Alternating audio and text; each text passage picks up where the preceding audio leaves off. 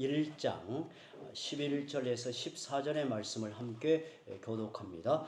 자기 땅에 오매 자기 백성이 영접하지 아니하였으나 영접하는 자 곧 그 이름을 믿는 자에게는 하나님의 자녀가 되는 권세를 주셨으니 이는 혈통으로나 육정으로나 사람의 뜻으로 나지 아니하고 오직 하나님께로부터 난 자들이니라.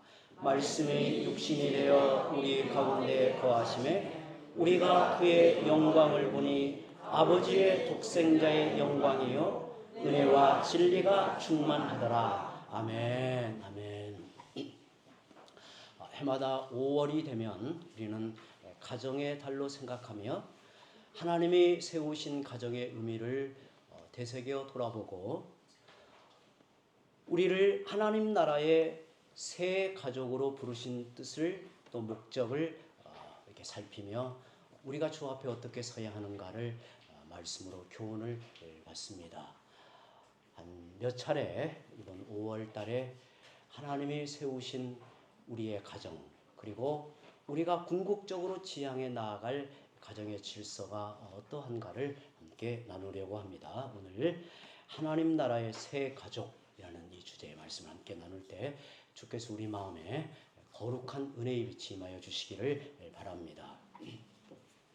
모든 인간은 가정이라는 제도 안에서 태어나 한 생애를 살아갑니다.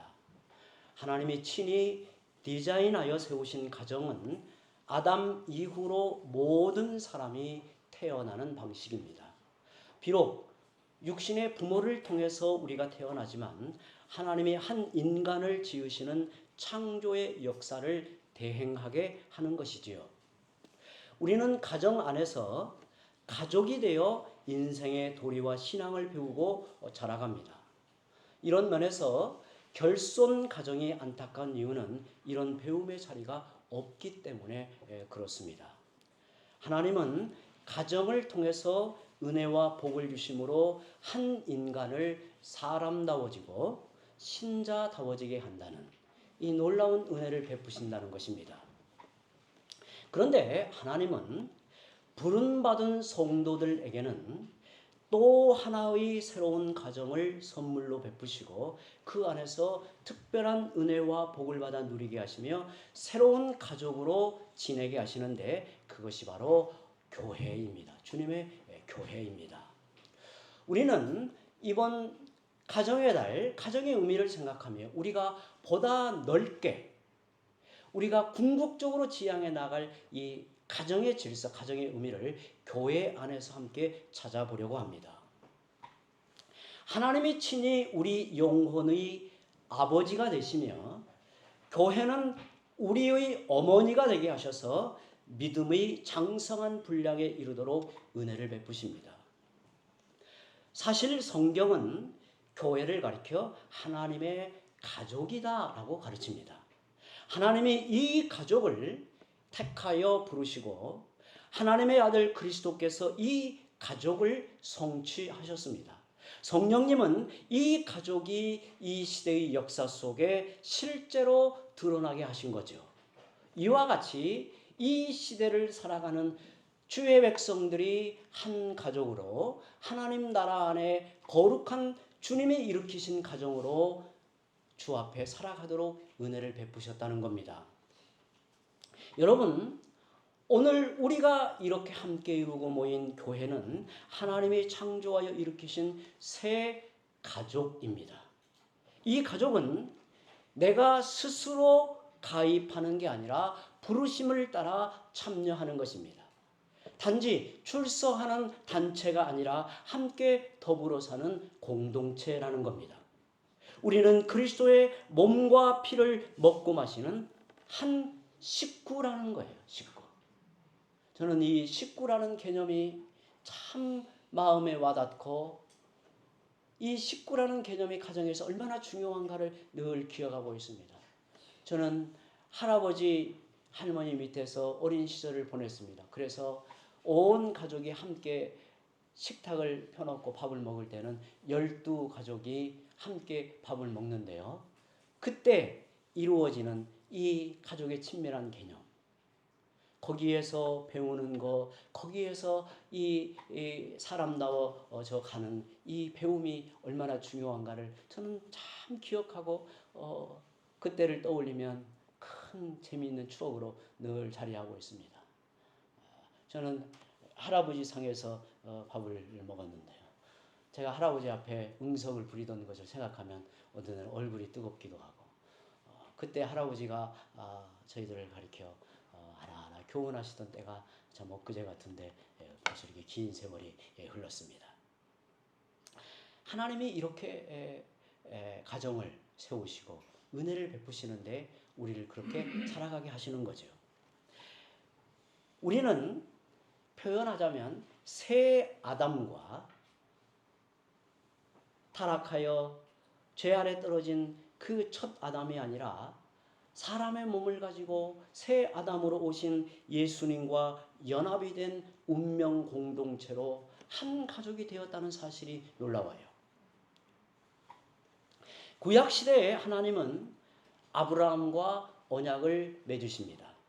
하나님은 아브라함에게 너의 자손이 하늘의 별과 같이 바다의 모래와 같이 될 것이라고 약속하십니다.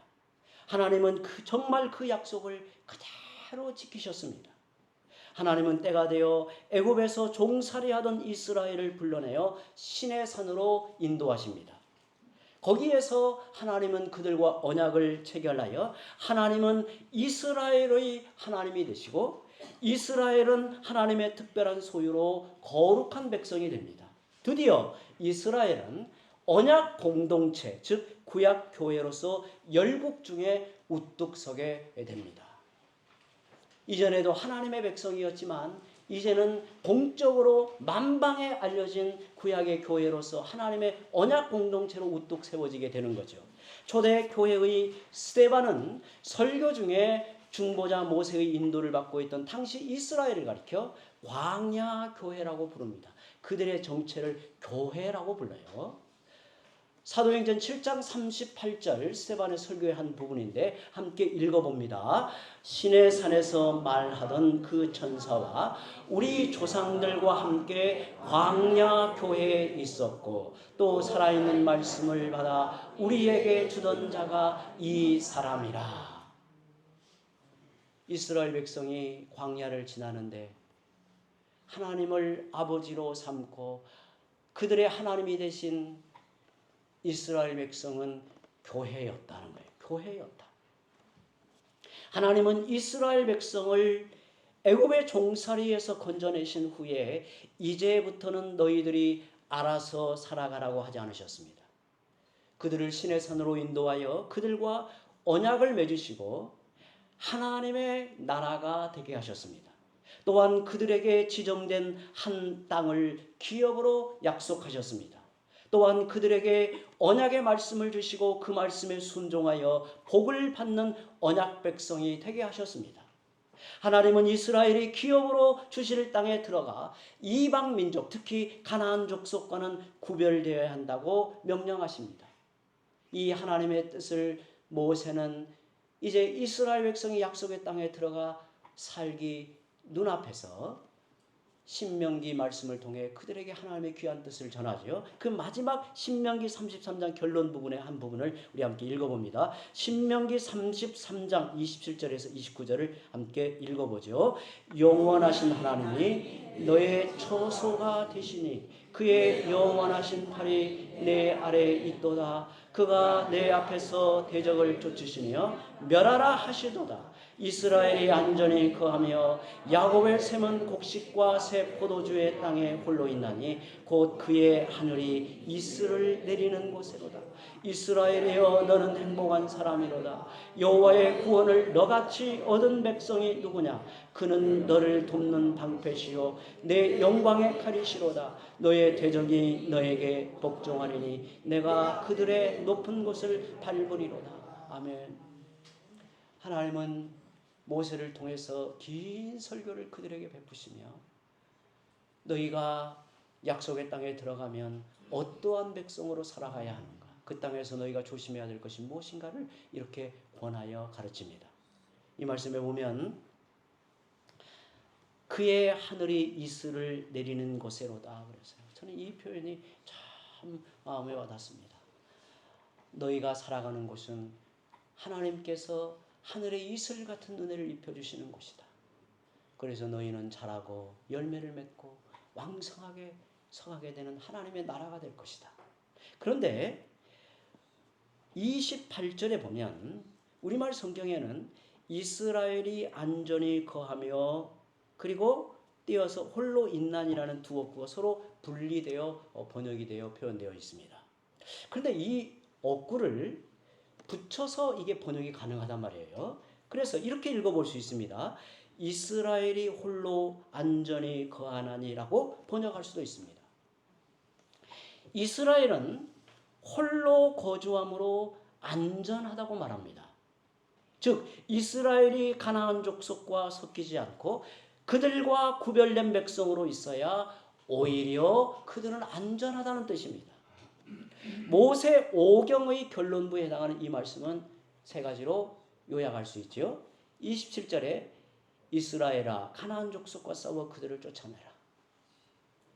너희는 그 땅에 들어가 동화되지 말고 그들이 섬기는 우상이나 그들의 문화에 하나 되지 말고 그들과 싸워서 그들을 쫓아내야 된다.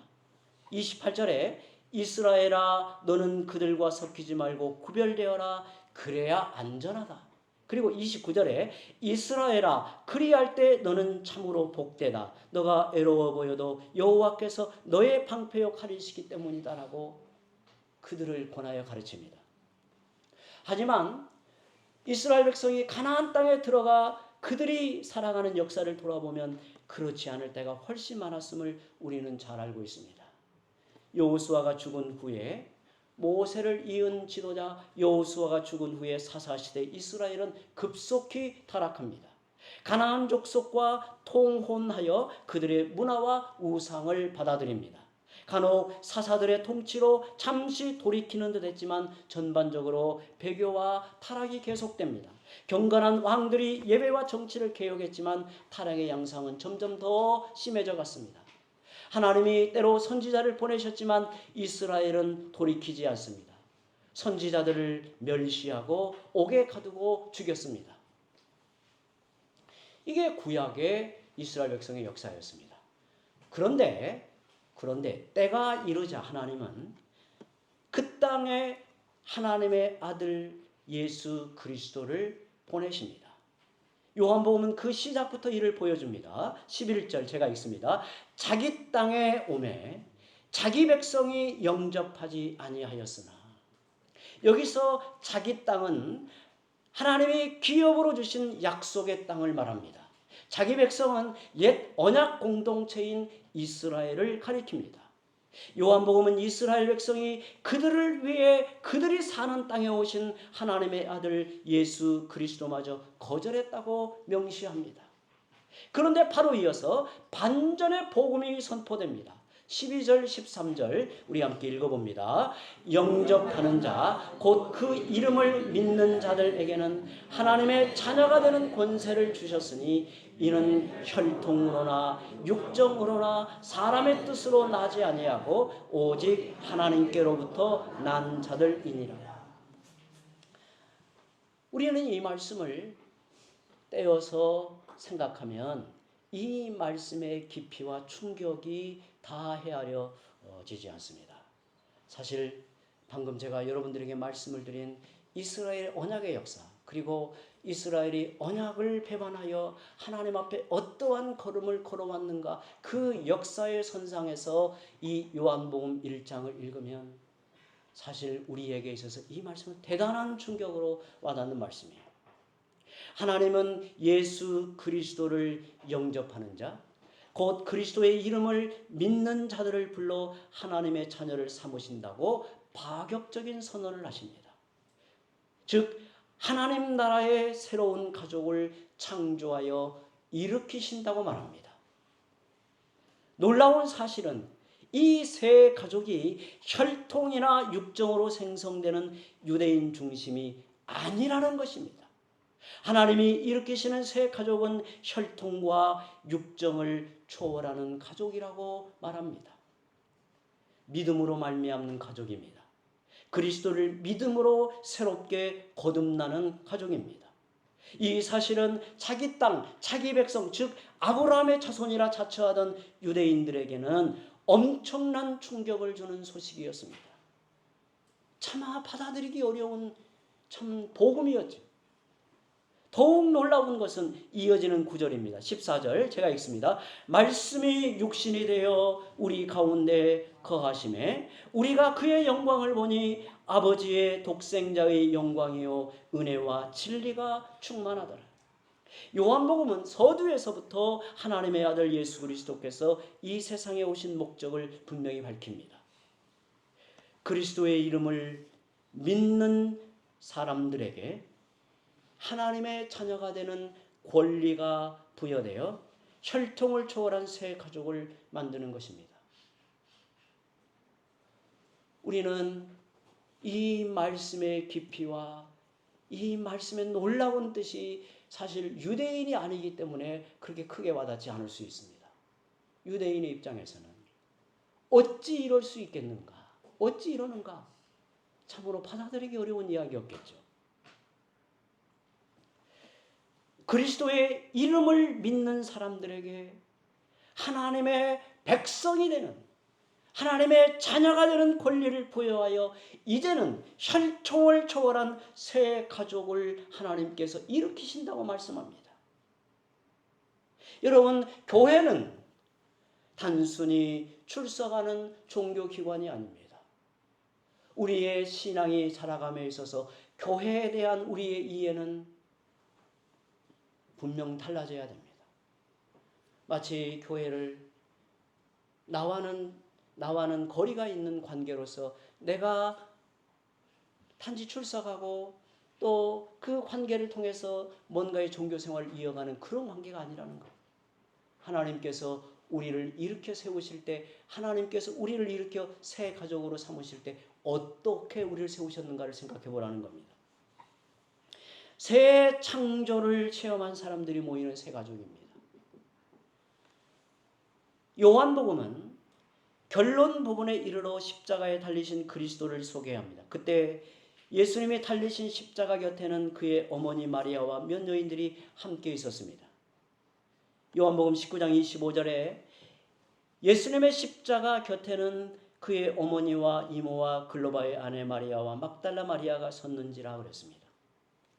예수님은 십자가의 고통 중에 어머니와 사랑하시는 제자에게 각각 이렇게 말씀하십니다. 여자여 보소서 아들이입니다.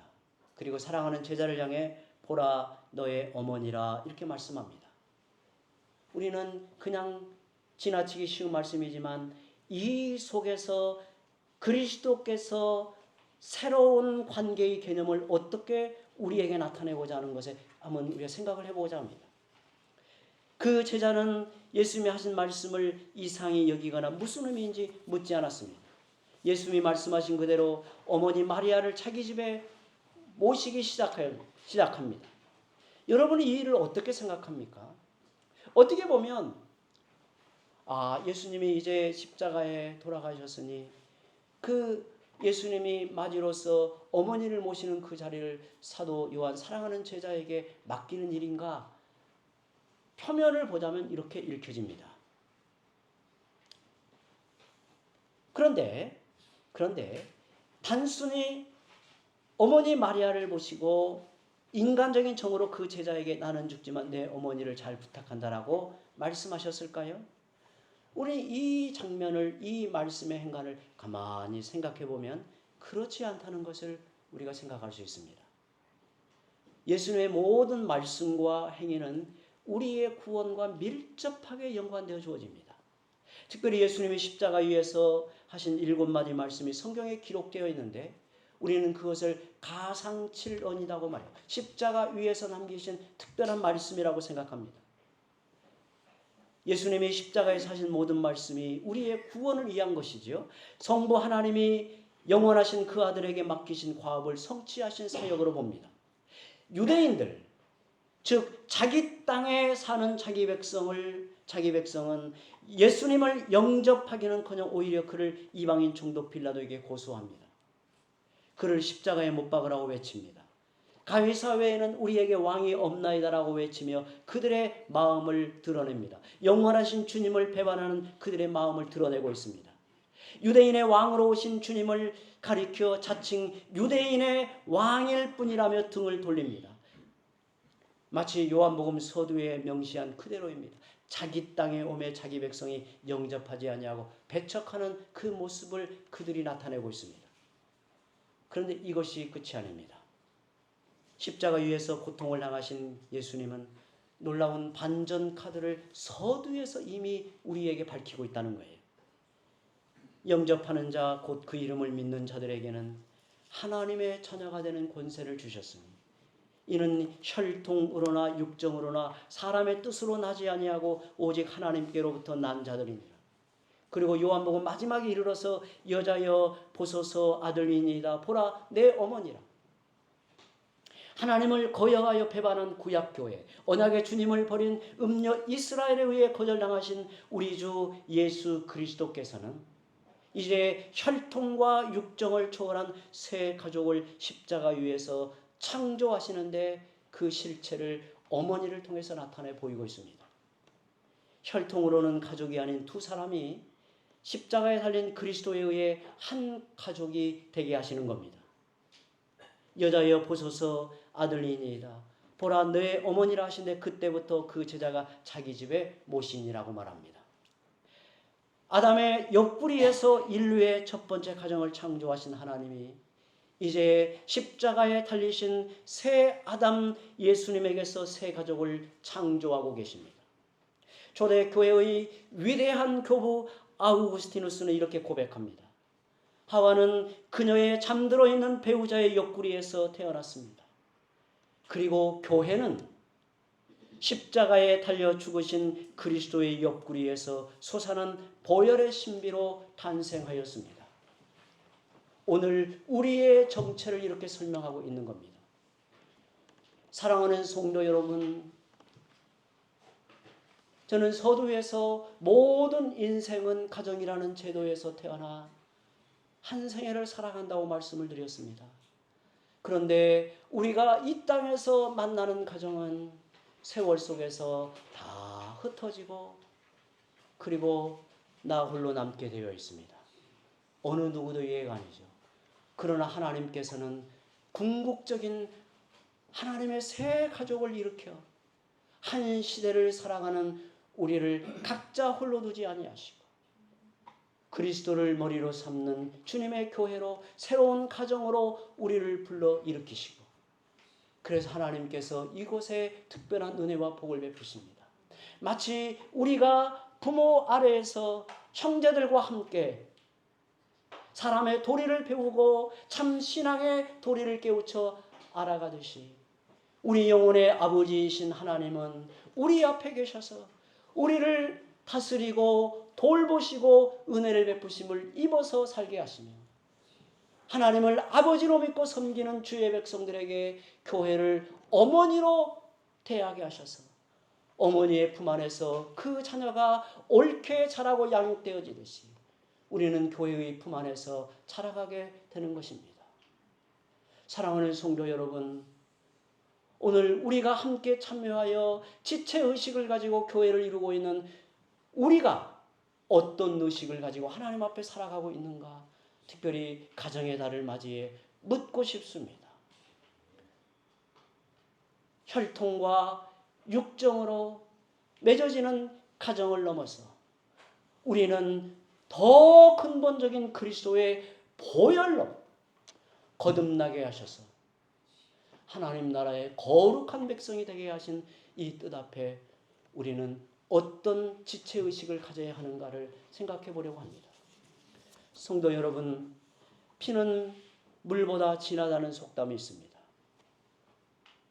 그리스도의 보혈보다 우리를 더 하나 되게 하는 것이 이 세상에 있을까요? 그리스도의 보혈보다 우리를 더 견고하게 한 몸이 되게 하는 것이 어디에 있을까요?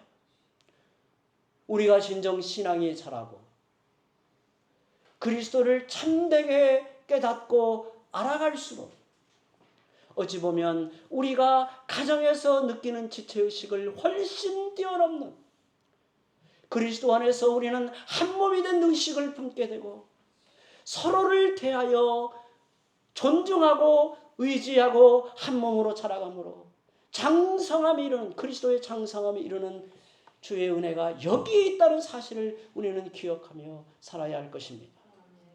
십자가에 달려 쏟으신 그리스도의 대속의 피를 선포하는 복음이 교회를 거룩한 언약 백성으로 일으켜 세우는 겁니다. 성도 여러분, 우리는 하나님 나라의 새 가족입니다.